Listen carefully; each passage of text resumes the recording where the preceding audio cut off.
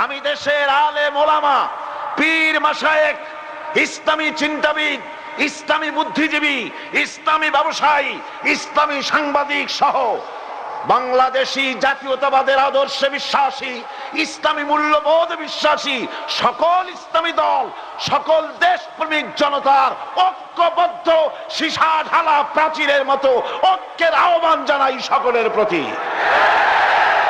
আসুন আসুন আমরা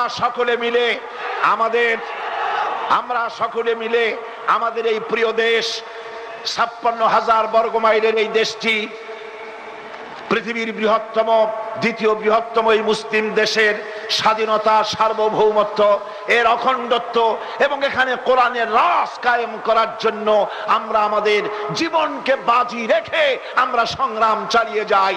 আপনারা কি রাজি আছেন?